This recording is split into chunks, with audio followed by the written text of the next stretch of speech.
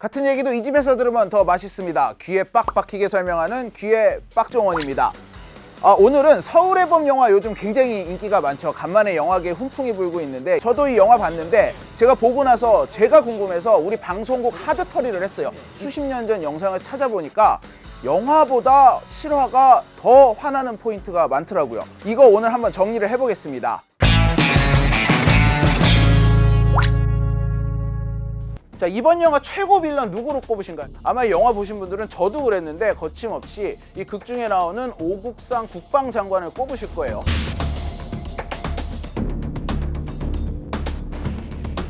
이 당시 행보를 보면 정말 이해 안 가는 부분이 많아요. 이 자기 옆집이 정승화 당시 참모총장의 집이었죠. 근데 이제 여기서 반란군 일당이 정 청장을 체포를 하면서 총격전이 발생을 하게 돼요. 이 총소리를 듣고 이 사람이 제일 먼저 한 게 사태를 파악하는 게 아니라 가족들을 데리고 도망을 갑니다. 양쪽 모두에서 국방장관을 찾아 나섰는데 어디에서도 찾을 수가 없고 심지어 전화도 안 돼요. 이때 전화가 왜 안 됐는지 아십니까? 본인이 실제 1993년에 국회에 나와서 이렇게 증언을 했어요. 이건 내가 무슨 그 변명하고 싶어서 그런 게 아니고 그쪽에 넘어가서 연락하는 방법이 전화번호를 어디 알아야 되는데 이거 대단히 죄송한 얘기입니다만은 전투보안이 밤낮 전화번호 들고 다니면서 뭐 아르키 주고 탔다가 그만 전화번호를 알 수가 없어서 상당히 시간을 끄는 겁니다.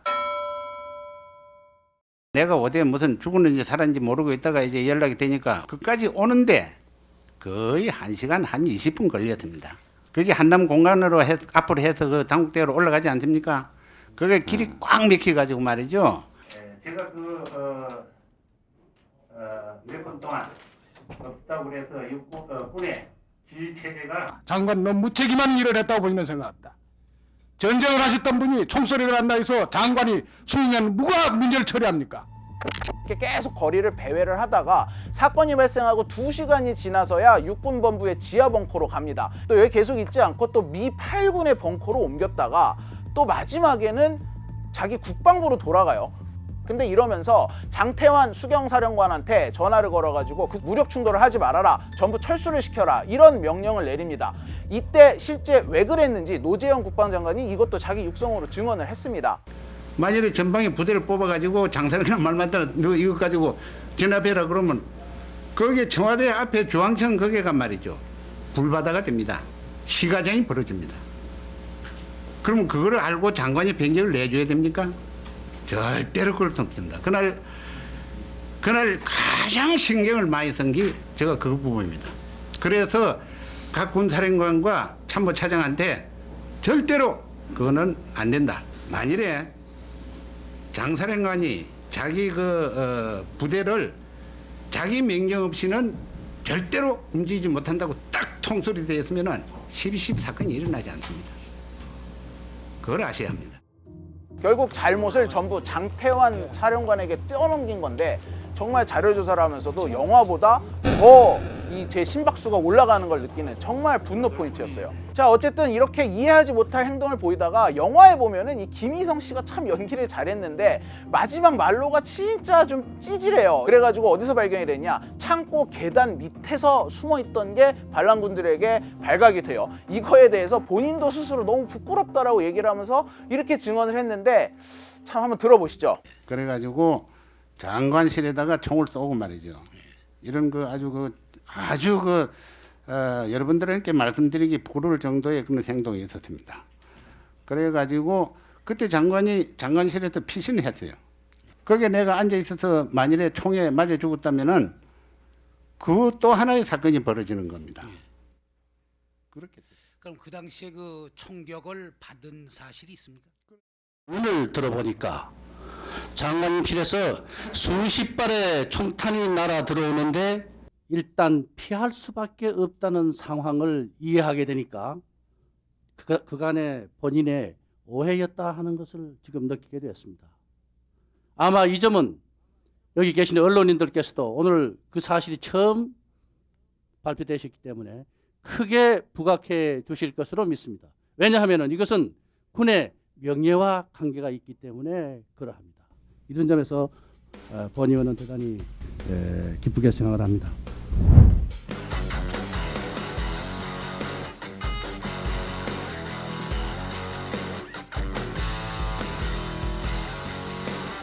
참 장관으로서 뭐 결기나 이런 걸 보기 힘든 모습인데 이거에 대해서도 당시로서는 최선이었다라고 실제로 강조를 했습니다.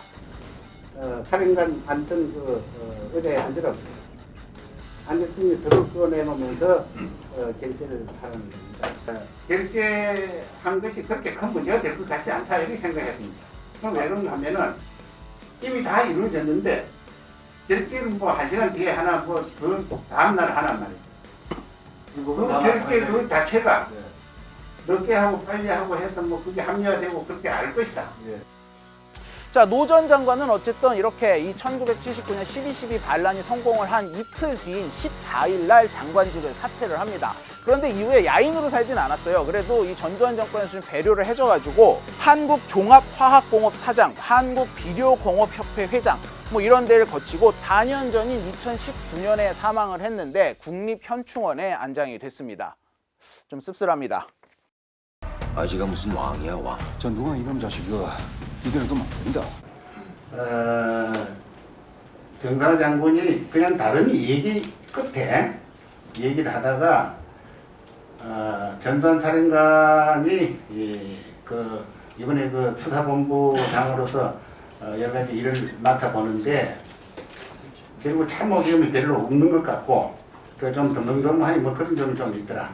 그래서 앞으로 그 보안 살인관을 그대로 계속 근무시키는 것은 한번 생각을 해봐야 되지 않겠냐고 하는 식으로 흘러가는 그런 얘기를 했었어요. 그래서 내가 그 원래 그런 사람인데 그 나름대로 다 장점이 있고 그러니까 그 뭐 나중에 그건 두고 보더라도 그냥 괜찮으니까 그냥 본부장을 그대로 쓰시오. 이제 이렇게 된 겁니다. 쭉 들어보면 이렇게 제가 쭉 붙여서 보니까 말이 안 되는 게 처음에 뭐 나중에 뭐 불바다를 만들 거냐 내가 이걸 어떻게 허가를 해주겠냐 이렇게 강변을 하잖아요. 그런데 애시당초 자기가 총소리를 듣고 초동대처를 잘했으면 그런 걱정을 하지 않았어도 되는 거예요. 처음에 제일 중요한 순간에 도망을 다녀놓고 나중에 다 사건 끝난 다음에 와서 그제서야 아니 이거를 내가 어떻게 하냐 이렇게 말하는 건 말이 안 되죠. 그 이왕이면 혁명이라는 멋진 단어를 쓰십시오. 영화에 보면은 전두환 자택에 이 반란군들이 모여서 작당 모의를 하는 장면이 나옵니다. 저는 이 저녁 식사 자리를 보면서 약간 기시감이 드는 뉴스가 떠올랐어요. 영부인께서 불도장 바로 준비해드려도 될지 여쭤보려고 왔습니다. 가깝게서 불도장. 임자가 뭐하노? 내가 얘기했지. 계시더라고. 이게 뭐냐면 2019년 12월 12일에 만찬 자리예요. 기가 차죠. 반성을 해도 모자랄 판에 모여가지고 자기들끼리 축하를 하고 있습니다. 그런데 이게 기시감이 드는 게 단순히 밥을 먹고 있어서만이 아니라 이 자리에 영화 속 연희동에 모였던 그 반란군 주동자가 같이 섞여 있다는 거예요. 이 자리에 보면은 요 문간에 앉은 안경 쓴 이 남성 최세창 당시 공수 3여단장입니다.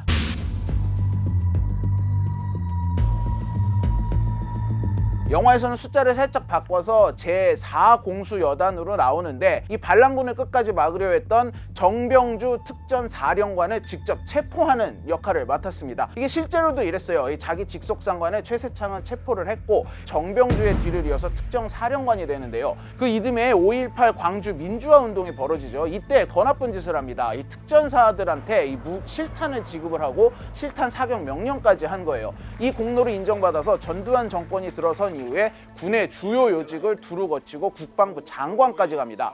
최세창은 이후에 김영삼 정권에서 12.12 반란에 관련한 재판에 회부가 돼가지고 구속이 되는데 한 1년여 만에 사면이 돼가지고 또 석방이 됩니다. 예, 건강 괜찮습니다. 지금 보시는 장면이 이 석방이 될 때 모습인데 이렇게 고개를 빳빳이 들고 자랑스러울 수가 없어요.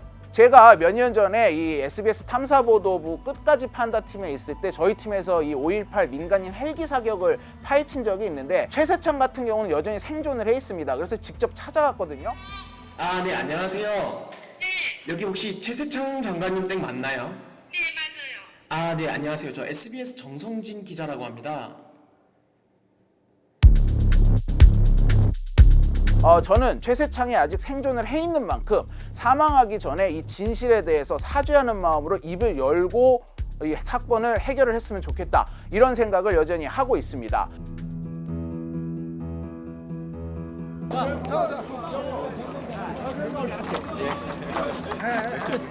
저는 자료 조사를 하면서 이걸 보다가 딱 든 생각이, 아 이거 무슨 뭐 대통령 당선됐나 아니면 뭐 국회의원 당선돼서 지역구 주민들 감사 인사하는 건가, 무슨 올림픽에서 금메달 따서 금이 환영한 것 같기도 하고, 이게 무슨 장면이냐면 이 허화평이 12.12 군사반란 혐의로 감옥을 살다가 출소하는 장면입니다.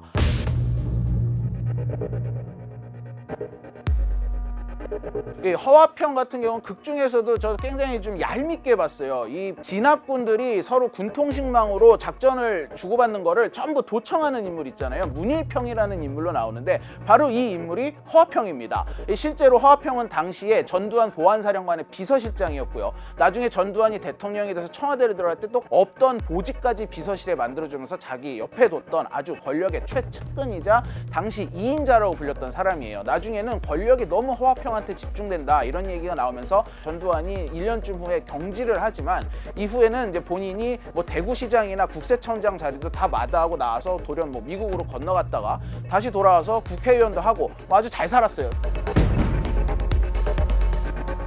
이 김영삼 문민정부가 들어온 후에 역시 12.12 반란 혐의로 구속이 됩니다.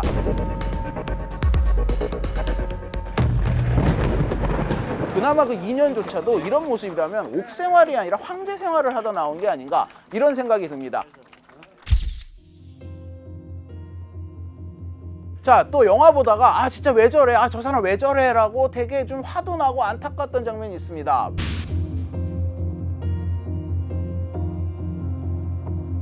이 박희모 사단장은 실제로도 처음에는 이 장태환 편에 서서 진압을 하려고 했는데 하나의 측의 회유 전화를 받고 마음을 싹 바꿔요. 그래가지고 자기 상관이 병력을 출동시키라고 했는데도 일부러 행주대교 쪽에 훈련을 핑계로 병력 배치를 하지 않고 오히려 뺐습니다. 일선이 때려주긴 안 내려옵니다.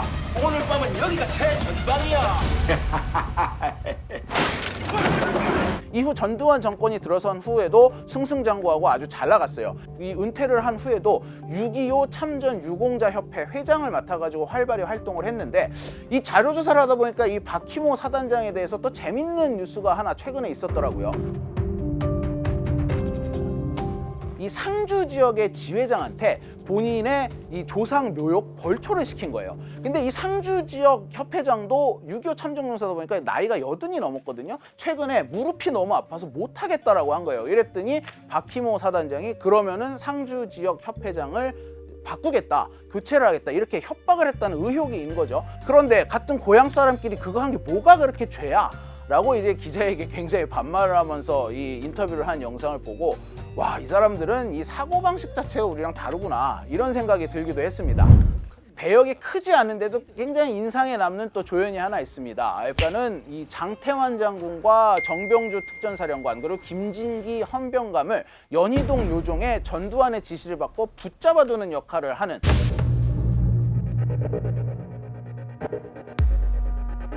수도경비사령부니까 장태환 장군의 직속 부하였어요. 영화에서도 보면 이태신 장군이 야 너가 왜 여기 있어? 뭐 이러잖아요. 저는 이때 아 진짜 저런 사람 가만두지 않는 장면이 나왔으면 좋겠다 했거든요.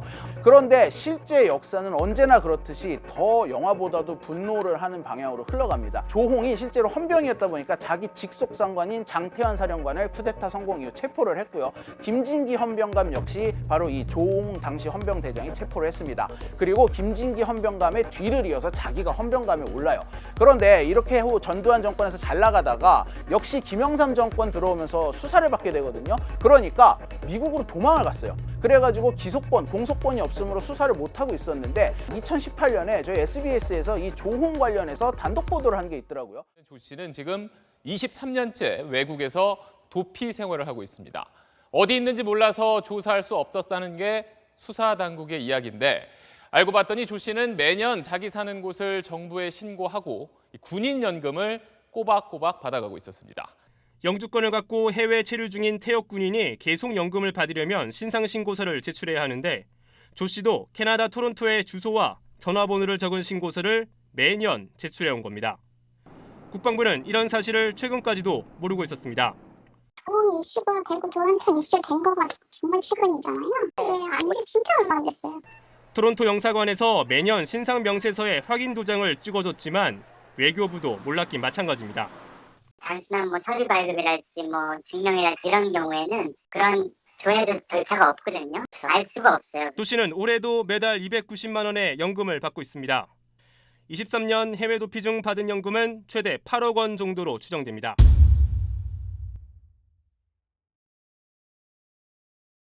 이렇게 그 신군부의 군사 반란이 성공을 한 이후 하나회 멤버들은 승승장구를 하면서 뭐 누구 하나 뺄 거 없이 정치권과 행정부를 오가면서 굉장히 호의호식하면서 잘 삽니다. 사망을 한 후에 국립묘지에 안장이 되기까지 해요.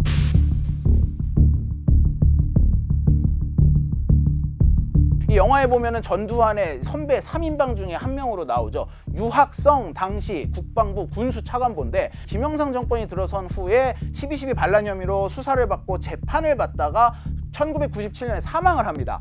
사망을 하다 보니까 이게 재판이 끝나지 않고 사망을 하니까 공소권 없음으로 전부 다 이게 없어진 게 돼버렸어요. 그러면서 오히려 국립현충원에 안장이 됩니다.